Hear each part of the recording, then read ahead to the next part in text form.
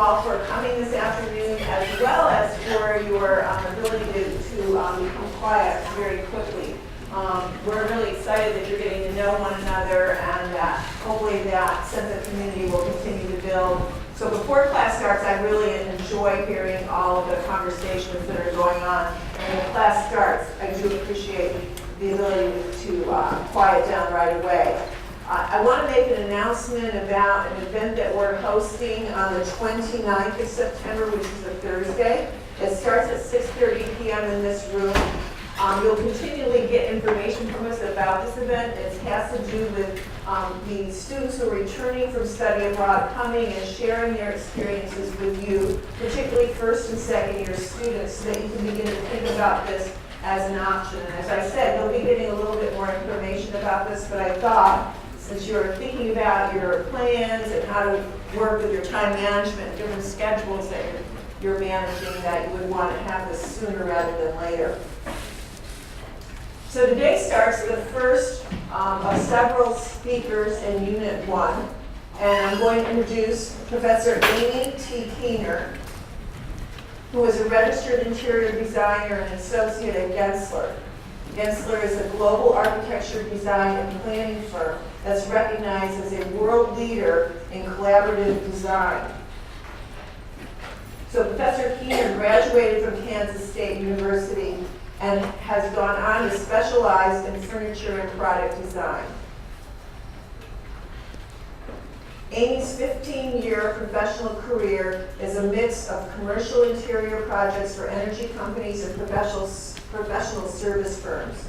Currently, Amy focuses on furniture services and takes great pride in her work and client successes. She has developed and implemented corporate furniture standards for clients such as Devon, Cenovus, Shell, Seawell, Texas Instruments, and Jackson Walker. Amy brings valuable solutions to her clients in the built environment, and the built environment through her collaboration with many of the industry's major manufacturers and furniture dealers. Amy is here as the acting department head in interior architecture and product design, and I know that Dean DeNoble and Amy's colleagues in the college are very excited to have her here. We're also very excited that Gensler chose to share Amy with us, because she has a full-time job here and a full-time job at Gensler. I'm being a little truthful, aren't I, Amy? Amy believes in giving back to the industry. She's the past president of the Texas-Oklahoma chapter of IIDA and is currently a board member of the Texas Association of Interior Design and advocates for legislative issues in that role. In her spare time, she enjoys scuba diving and helping design students, and that's very important in her role here and in her role at Gensler. So I'm sure you're going to be hearing more about that. I'm going to turn it over to Amy, and thank you for your attention. Oh, and remember, if Amy finishes before the end of class, 3 questions. Hello. Now can you? Oh, there we go. Okay. Now we're cooking with fire, right?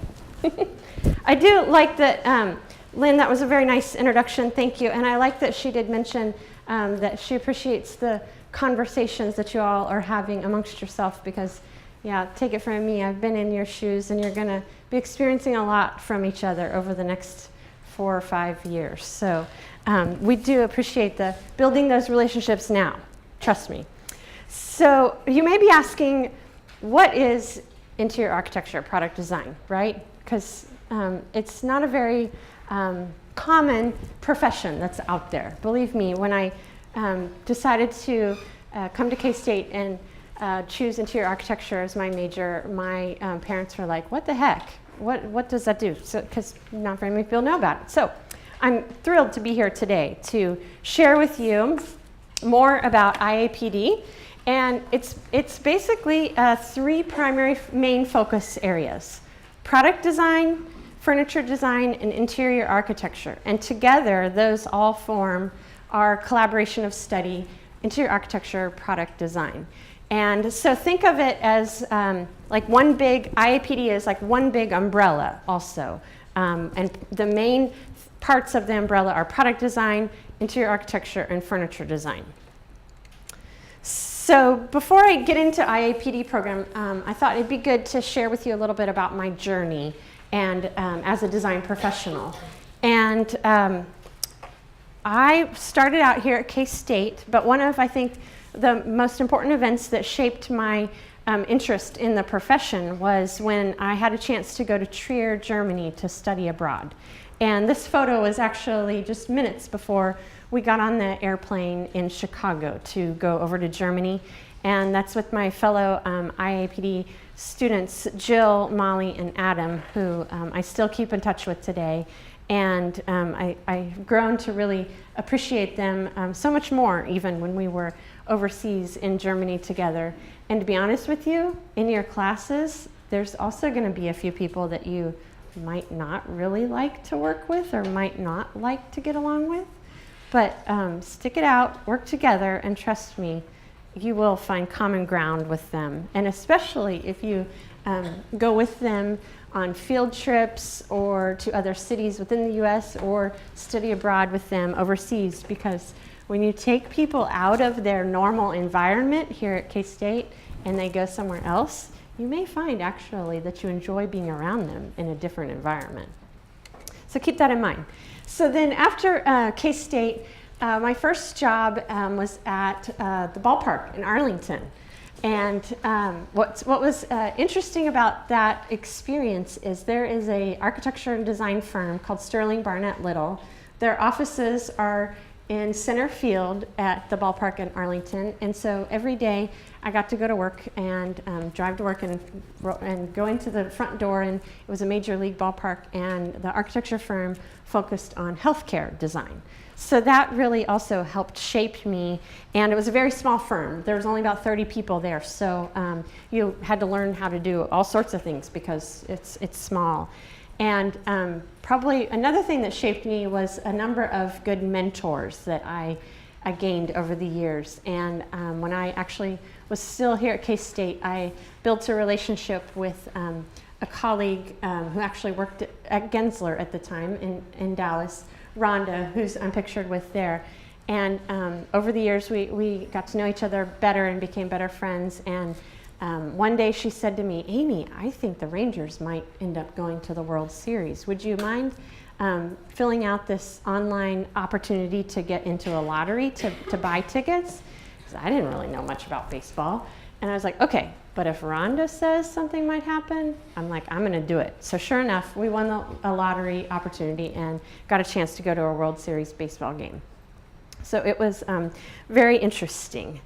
But what also then shaped my journey is after 3 years at Sterling Barnett Little, I moved over to Gensler.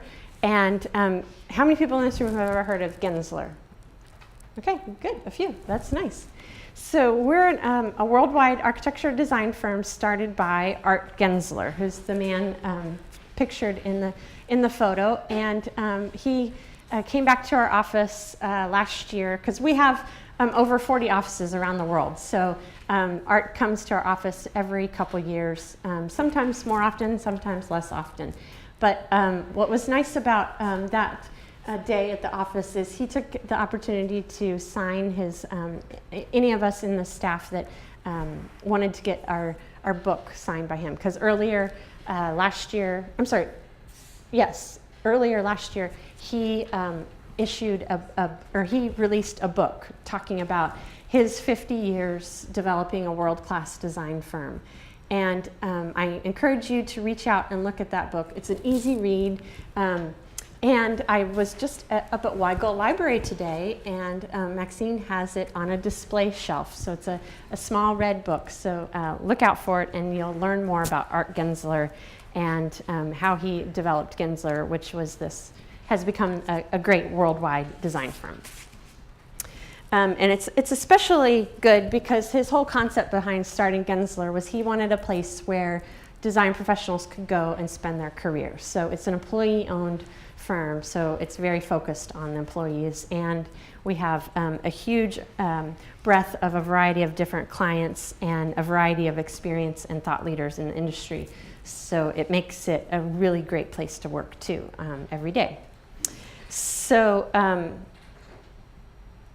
since then, as Lynn's explained, I've been practicing in Texas, and one of the things that I want you to nestle back into your seats here in seating 63 and get comfortable while I'm talking to you, and think about how often and how much of your life do you spend indoors.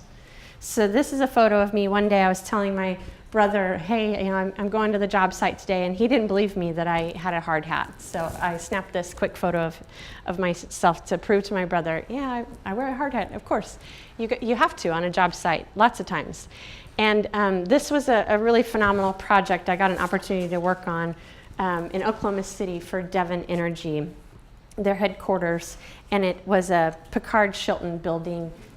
Picard Shilton was the shell architect, and my firm was the interior architect of record. And 52-story tower, and one of the great spaces in the building is this atrium that is overlooking the gardens in downtown Oklahoma City. And as you can see, that the space was truly thought out and very, we explored different design options for the space. But even when I was just noticing last week when I was sitting in those seats for a meeting, I was realizing that the seats were really uncomfortable, and the slope of the floor follows the chairs. And that's not really typically what we would have recommended if we would have been doing this space. But I know for budget reasons why they did what they did. But it is just another reason to point out that even those little things make your experience when you're experiencing an interior space. But this was a fabulous project to work on.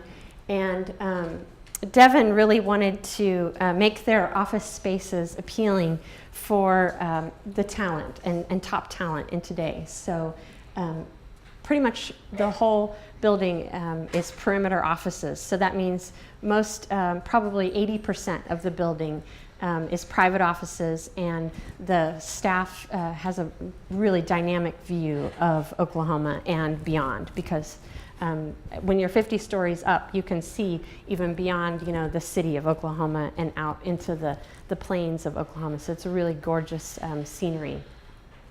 And another exciting thing about working with Devon is they're an energy company. So of course they have, this time when we were going through construction, they had a really good sized budget that we could work with. So we got to use some really incredible materials like back painted onyx on the wall in their credenza, and natural stone and custom wood boardroom table to really make the space really elevated.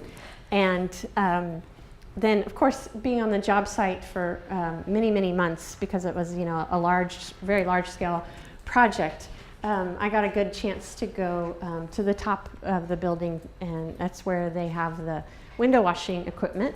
And there was a great lookout area where you can enjoy the fabulous views around the city too. And I didn't ever expect to get an opportunity to do that. So that was something pretty incredible.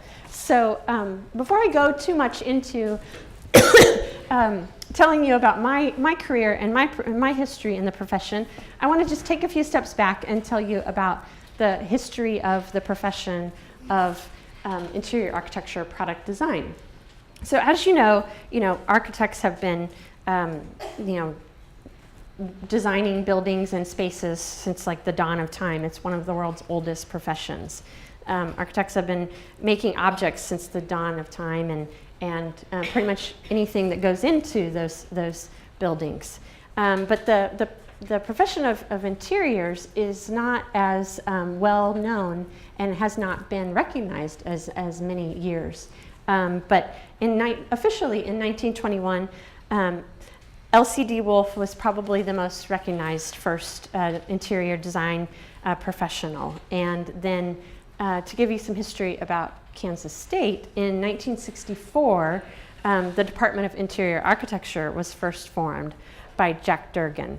So you can kind of see from this graphic that there's been a lot of milestones over the years with interior architecture and product design.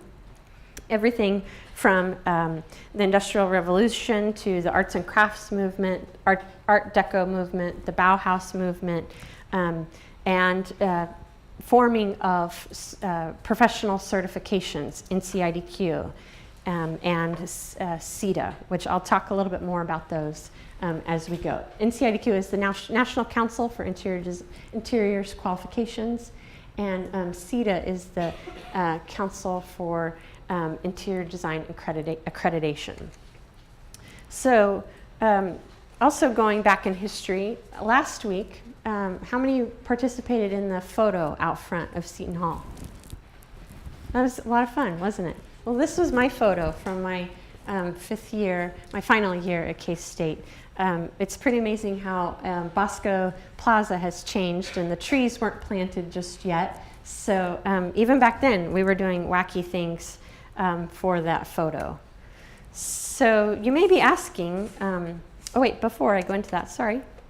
Let me also kind of hit on a couple of good milestones to explain more about the Department of Interior Architecture. It was first started, as I said, in 1964 by Jack Durgan, and then a few years later, they established a workshop. And that's where, you know, one of the core parts of our curriculum, the furniture workshop, was established, and so it's been as part of our practice in the curriculum for many, many years. And then in the 70s, other curriculums started to reach out to Jack and K-State, and such as University of Oregon. They've modeled their program after ours because of it being a workshop-based interior architecture program. And then in 1985, product design was added as a more core component. And then in 2002, which was after I graduated, so you may hear me make a few stumbling mistakes of words, the name changed from interior architecture to interior architecture product design, because product design has become more of our core curriculum. And then in 2006, another really great milestone in IAPD, we established the lighting laboratory course content lighting for commercial interiors. So we've had some really good critical milestones to help us where we are today. So, okay, why IAPD? What I like to tell people, what I think is the best part about IAPD is because it gives you flexibility as a design professional. What do I mean by that? Okay. Well, our clients, their needs are constantly changing. Even just since the time I've been in the profession, technology alone is a great example of how changes have related to the built environment. I mean, think about every time you go into a space. What was one of the first things I did when I got into the space? I realized, oh, my phone's low on juice. So I found an outlet and I plugged my phone in, because we all want connectivity, right? So then also sustainability is another component of our of our industry that has changed a lot. When I was in school, it was somewhat of a part of our curriculum, but it was not nearly the focus of what it is today, which is a good thing, because that's another thing that clients and end users are demanding, is more sustainability in their spaces. So who knows what's going to happen tomorrow, because I know there's going to be even more changes come tomorrow. So the other great thing about IAPD is that we're not just designers, but we're also makers. And we tackle that at multiple scales. This picture is me up in Calgary. I had a really fabulous opportunity to work with Synovus Energy on a Norman Foster building. And you can see the signature diagrid in the background that Norman Foster puts on his buildings.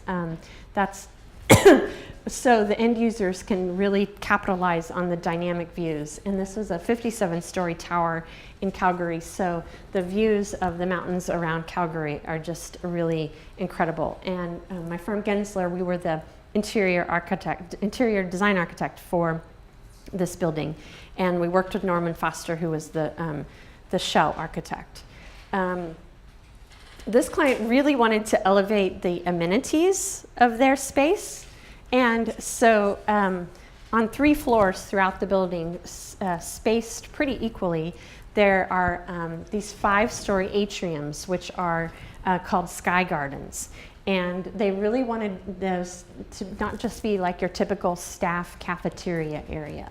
They wanted it to be a really dynamic place so that their employees could come and work, or they could bring people, consultants or clients to the space and work there. So we worked with the client and came up with some really incredible colorful solutions too, because the shell building was really full of a lot of neutral gray tones with the glass and the stone and the components and the steel components of the architecture. So that from a furniture standpoint, that gave us some great opportunity to integrate some punches of color.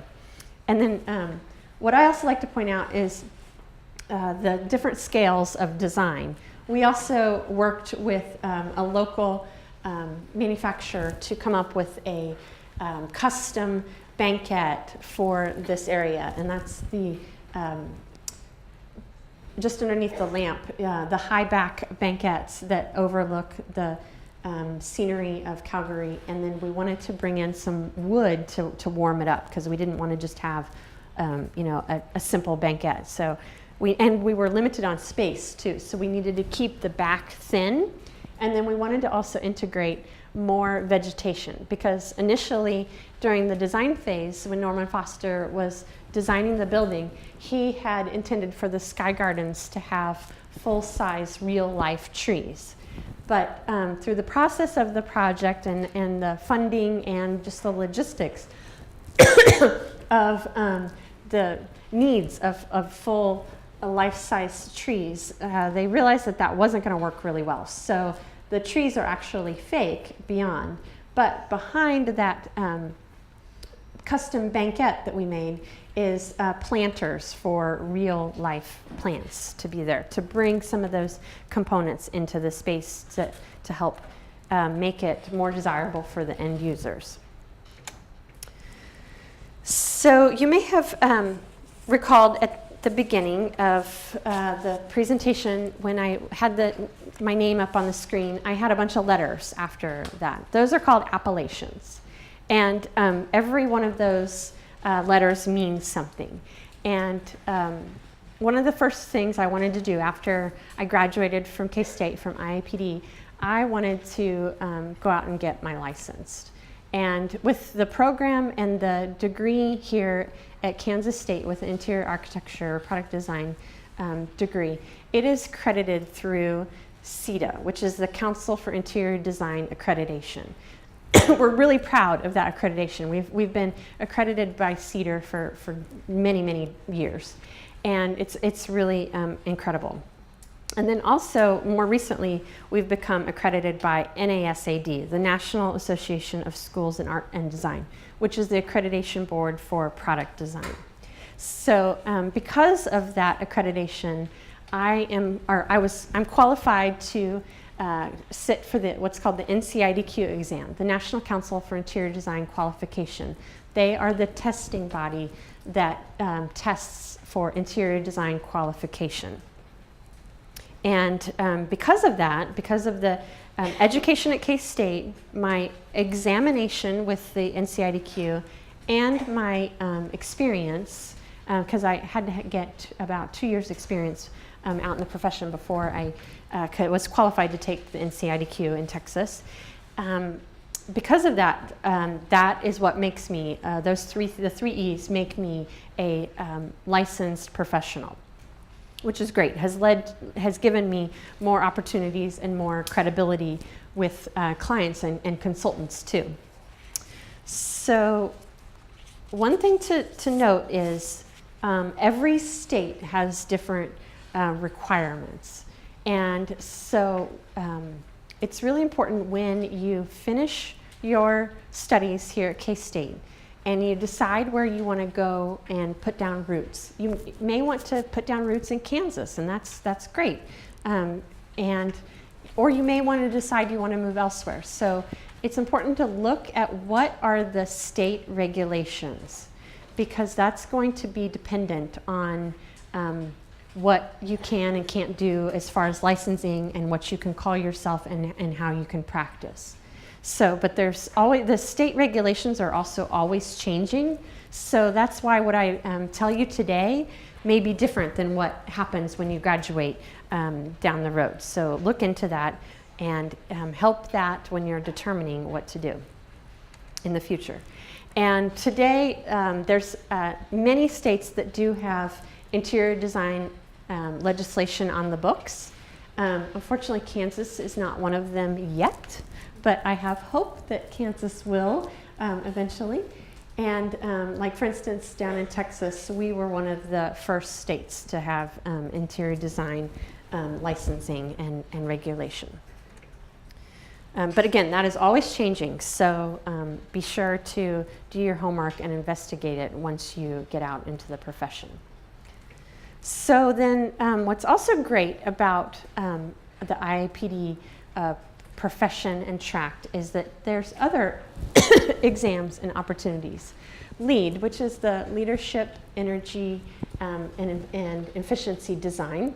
And I chose to go on and get my LEED LEED accreditation. So that has also helped me because I've been more knowledgeable when I'm working with clients who are interested in sustainability characteristics, and more knowledgeable when I'm working with consultants and vendors about LEED. And it's really good knowledge for the profession too. And then also I chose to go forward with getting another designation, which is called CDT. A Construction Documents Technologist. For a number of years in my career, I've spent a lot of time focusing on the document side of our business. And it's a really good set of skills to build on, and it can really help because you can come up with all sorts of sketches and pretty renderings and really wow your client about the design that you want to execute for them with their permission. But you can't take those sketches and designs to the building department and get a building permit. You have to have a good set of construction documents because that's what really tells the contractor how to execute our designs. So Construction Documents Technologist was really helpful to me as well. So the picture that you see on this screen also is from a really great project for, which actually was a call center for a technology company. And usually call centers are just kind of bare bones. They just want to get as many butts in there as they can because they want people to be, answering calls. But I had an opportunity to work with a client who really wanted to take a different approach, and they wanted to make their space much more appealing to top talent, and they wanted to bring more natural light into their space and encourage more vegetation. So in one of the main core areas of the buildings, we designed a place that was more, the concept behind it was like a central park. So it had a real beautiful green living wall on one whole side of it. And it was also a good chance to use some punch of color and still have some soft warmth in the space. And thinking about the different scales of design, we also worked on this custom millwork banquette in this space to bring in some more wood and unique characteristics to the space too. So you may be encountering some frequently asked questions, okay? I have kind of thought of a few here, but I want to just kind of maybe share with you ahead of time some questions you might be asking. Can IAPD grads become licensed architects? Well, the first answer is no, but you can go on to get an advanced education after you get an IAPD degree and become a licensed architect in most states. Now, that's always changing, and there may be a few states out there that you still can get an architecture license, but I don't believe Kansas is one of them, and I know for sure you can't in Texas. So if that's a track you want to go to, that is awesome, but do your homework and investigate that too.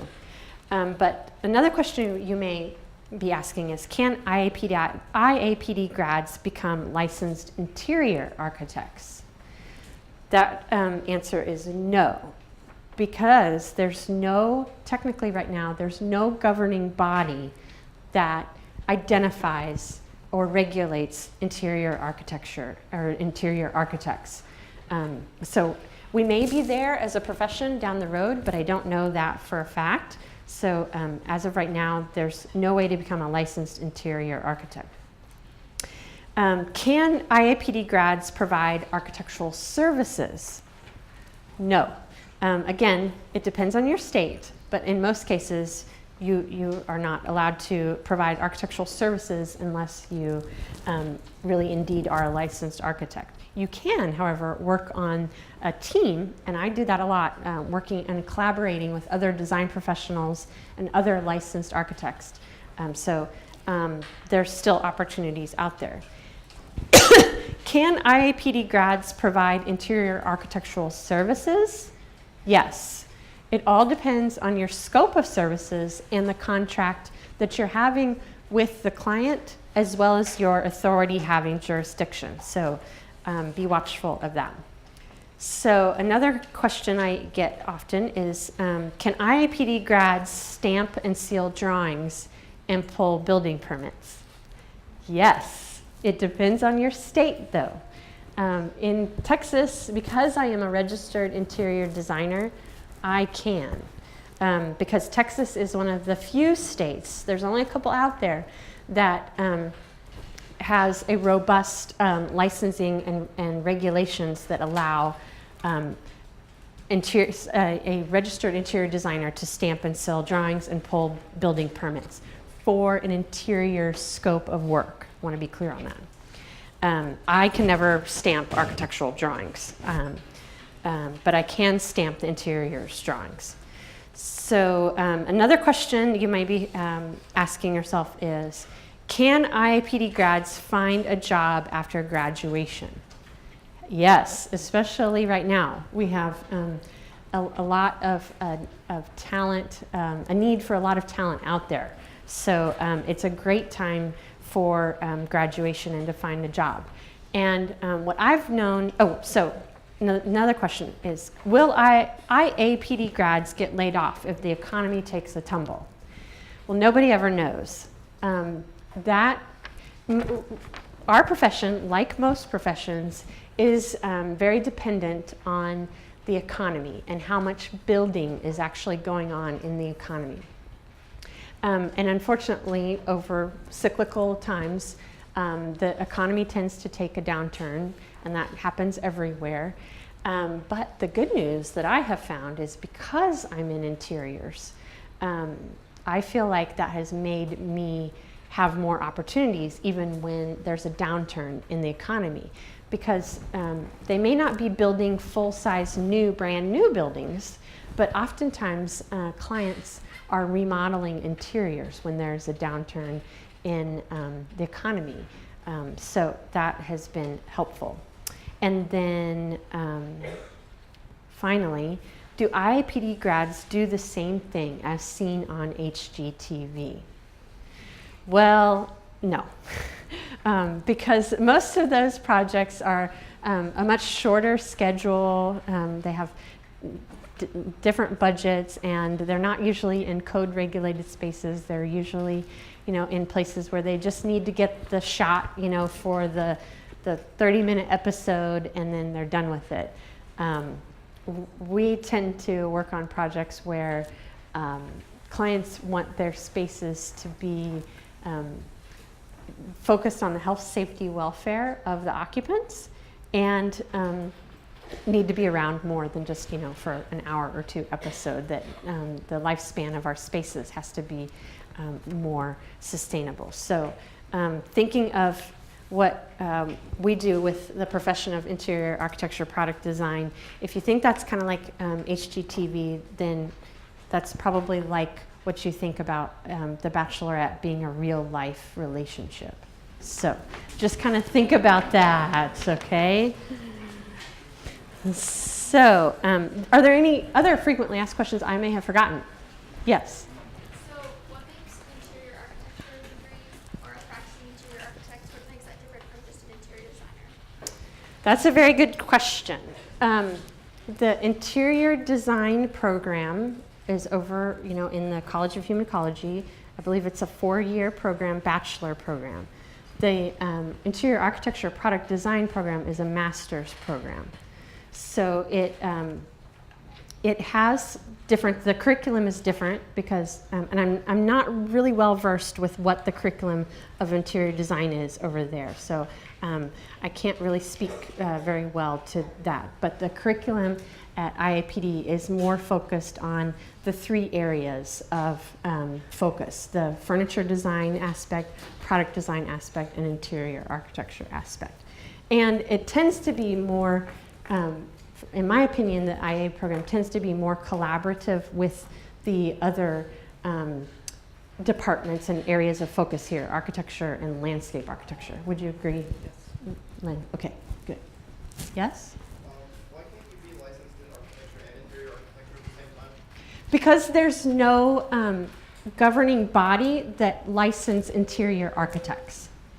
It doesn't exist out there. The question was, why can't you be a licensed architect and a licensed interior architect at the same time? And the response is, there's no governing body out there. Okay, yes, another question? Is like product design only furniture, or what exactly is that? No, product design covers everything, pretty much any product. It can be as simple as what you're using with the mouse. It can be the cell phone you're holding in your pocket. Product design happens at all scales. It can be shoes, that from manufacturers. It can be all sorts of things. So it's not just a small section. Product design is a huge breadth of options. Yes? You said that state rules might change, but how far in advance do you suggest that we're looking at them before you graduate? How far in advance do I suggest looking at state laws? That's a good question. Probably maybe within 2 years of graduation, look into it, because that will probably be a good time frame. And I mean, it really is just good knowledge to also kind of be cognizant of what's going on in the state where you live. So since you all live here in Kansas, I encourage you to do a little bit of Googling, like what is happening with architectural registration, or what is happening with interior design registration in Kansas. So it's good that you have a little bit of knowledge, but then definitely I think once you get closer to graduation, dig deeper into it. And don't be afraid to go on to the websites of state agencies, because that's probably going to be the best place to get information. Okay, good. I love these questions from the audience. Am I doing okay on time? Okay. 20 minutes? Oh, geez, just 10. Well, then I better hustle. Okay, so who are IAPD grads, you might be asking? Well, we work at kick-ass places, is what I say. There's a lot of, well, I guess there's not really a lot. I say that a lot, but I think there's some of us that have chosen what I like to say this traditional path, where we've gone on to design firms such as Gensler, HKS, Populous, BNIM, Corgan, RTKL, Callison, Mancini Duffy, HOK, Lock Group. But then there's also a segment that have been drawn towards manufacturers and vendors and suppliers, like Herman Miller, Knoll, Hallmark, Sprint, Nike. So pretty much there's a ton of manufacturers and vendors out there that always have a need for design skills. And then also there's a body that go on to work for end users. Via Christi Hospital is where Dawn, the woman second from the right, she works there in their facilities group. And then Richard, the man standing next to me, he actually works for MGM Casinos. And I think last I saw on Facebook, he was just coming back from spending a year in Macau working with MGM, and he's back in Las Vegas. And then Michelle, in the middle, she actually started her career at Sprint, working on their store designs. And she spent a number of years also at Hallmark, working with them in the product design area. And now because she has 2 small children, she's stepped away from the design industry, but she has still using her design skills doing staging for clients on her own.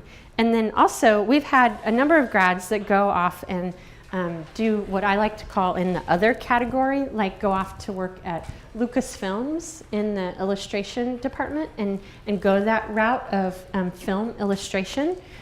We've had grads stay here at Kansas State University, and they're educators.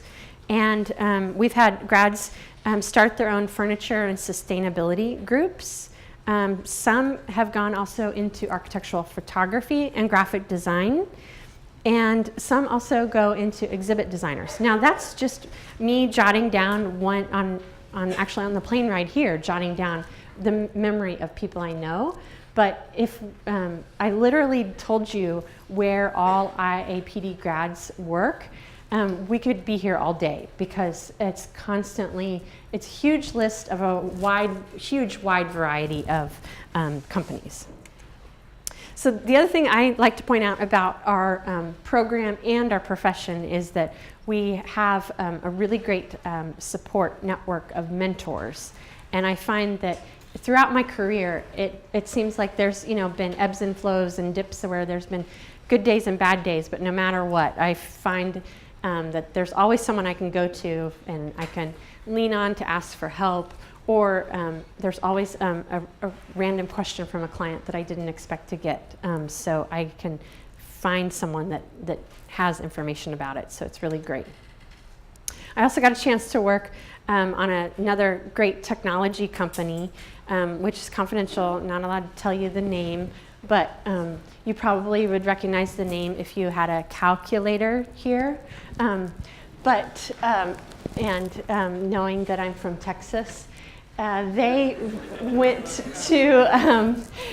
needed to remodel one of their campuses. So we got to work with them to remodel their South Campus that was literally like Dilbertville, which is the cartoon with the high panels before, because it was one of the first installations of Herman Miller Action Office furniture panels. And it was installed in the early 80s. So we got to work with them the last couple of years, refreshing their workspace, and it was a really great opportunity. And as you can see, they also chose to integrate technology into their space. And so when you go into any of their conference rooms or team rooms or phone rooms, there's a place you can connect at the table that's integrated with AV and technology. So that is really great. But it takes, in order to do that, clients just can't order a table and expect it's going to be installed on move-in day the way it is. It takes a design professional to work with them and their IT group to find out what are their exact needs, to make sure they've got HDMI hookup, VGA, audio, whatever they need, and working with the table manufacturer or the furniture manufacturer to make sure that equipment is really going to be set up from day one. So I know I've told you a lot of information, and is anybody out there panicking? Please tell me no. I hope you're not. Don't panic. Just sit back and breathe. You're going to figure it out, and you're going to figure out what is the best path for you. I think it's great coming from the IAPD program, because I find that I have really great, awesome problem-solving skills. And some days I feel like, let's be honest, I have to be a miracle worker for issues and challenges I did not think would happen. And so there's always changes in the industry. It's important to note that the more options you have, the better. The future is unpredictable, and you just might get a chance to ride on somebody's corporate jet a couple times in your profession. That's the third time I've been able to ride on a company corporate jet. So thank you so much for your patience. We've got, a few minutes left? So any questions that I didn't address? Yes? In your credentials, you have lead Yes, buildings are LEED certified, people are LEED accredited. Yeah. And I have had a chance to work on a number of LEED projects, yes. And I think pretty much, yeah, all the projects I showed you were LEED projects, except for Devon. We decided not to go for LEED, but we pulled in a lot of LEED characteristics. So it's very common. Any others? Two more, come on. Yes? Have you ever designed like a piece of furniture, Yes. like in the last couple of years? Yes. Do you use it in your own house? Yes. I have two things in my own house that I designed. I designed a chaise lounge, which was actually a finalist in a competition after college. And then I designed, when I was in college, I needed a dining room table. And I noticed I kept moving like every year. And I was like, what the heck? So I wanted a dining room table that was easily movable. So I made a maple top, and then I turned on the lathe 4 legs that are removable. And I made that, I guess, right before I went to Trier in the fall of '99. And I've carried it with me to every place I've ever lived. And it's still being used. Looky there, 17 years later. Yes? Can architects become LEED certified? Yeah. Or is it only interior? Yes. Actually, architects, contractors, and pretty much there's a huge amount of people that can be LEED. Engineers, vendors. It's not an easy test, I'll be honest with you, but yeah, it's definitely manageable. Good question.